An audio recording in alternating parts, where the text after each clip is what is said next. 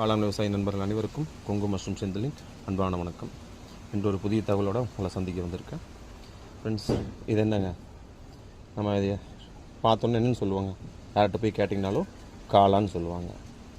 ஆக்சுவலாக இது காளான் கிடையாது, இது காளானோட உடல். அப்போ காளான் எங்கே இருக்குங்க? இதுக்குள்ளே இருக்குது. இதுக்குள்ளே இருந்துட்டு அது சாப்பிட்டு தன்னோட உடலை உருவாக்கி வெளியே தள்ளுது.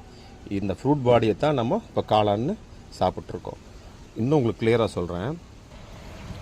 இது நம்ம ஹியூமன் பாடி, அதை வச்சு உங்களுக்கு நான் எக்ஸ்பிளைன் பண்ணுறேன். இது மேல், இது ஃபீமேல். இது மேலோட பாடி, இது ஃபீமேல் பாடி. உயிர் எங்கே இருக்குங்க? மேலுக்கு, இதுக்குள்ளே உடலுக்குள்ளேயே இருக்குது. ஃபீமேலுக்கும் உடலுக்குள்ளேயே உயிர் இருக்குது. சரிங்களா? இப்போது இந்த உடல் நம்மளுக்கு எதுக்கு ஆண்டவன் கொடுத்துருக்காங்க? 50 பவுன் நகை, காரு, பங்களா, வீடு, ஒரு 10 ஏக்கரில் தென்னந்தோப்பெல்லாம் வாங்கி செட்டில் ஆகி லைஃப்பில் சந்தோஷமாக இருக்கணும் அப்படிங்கிறதுக்காக கொடுத்துருக்கான். கரெக்டுங்களா? அப்படி கிடையாதுங்க. இந்த உடல் எதுக்கு நம்மளுக்கு ஆண்டவன் கொடுத்துருக்கான் அப்படின்னா, இனப்பெருக்கம் செய்ய, அதற்கு தான் கொடுத்தான் ஆண்டவன். சரிங்களா? இப்போது ஆணுக்கு என்ன இருக்குங்க? ஸ்பெர்ம். பெண்ணுக்கு ஓவம் இருக்கும். இந்த உடல் மூலியமாக உடலுறவு இன்டர்கோர்ஸ் நடக்கும் பொழுது இந்த ஸ்பெர்மும் ஓவமும் இணைஞ்சு என்ன ஆகுதுங்க? நம்மளுக்கு அடுத்த இன்னொரு இனம், நம்ம குழந்தை உருவாகுது. சரிங்களா? இப்போது இங்கே ஹியூமனில் ஆண் உடல் தனி, பெண் உடல் தனி. பட் மஷ்ரூமில் பார்த்திங்கன்னா ஒரே பாடி தான். இதில் எப்படி ஆண் பெண் தனியாக கிடையாதுங்க.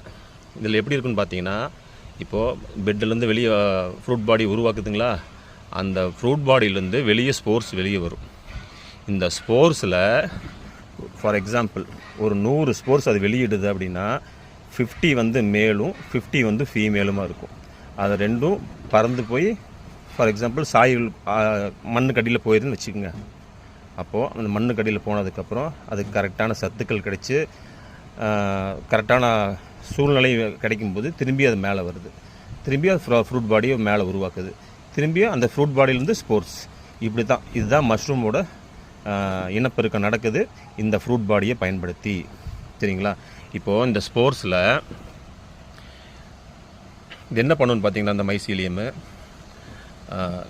இப்போ ஃபார் எக்ஸாம்பிள் நீங்கள் கோயம்புத்தூரில் மஷ்ரூம் கல்டிவேஷன் பண்ணுறீங்க அப்படின்னா, அந்த கோயம்புத்தூரில் அது இருக்கிற இடத்துல எப்படி சூழ்நிலைகள்லாம் இருக்குது, வெயில் காலத்தில் எப்படி, மழை காலத்தில் எப்படி அப்படிங்கிற விஷயம் எல்லாத்தையும் ஒரு டேட்டாவாக ப்ரிப்பேர் பண்ணி இந்த ஸ்போர்ஸுக்குள்ளேயே ஒரு பேக் பண்ணி வெளியே அனுப்பிச்சிடும். அது எதுக்காகனா, அடுத்த வர அதோட சன்னதிகள் அதை பின்பற்றி ஃபாலோ பண்ணி அதை வளரணுங்கிறதுக்காக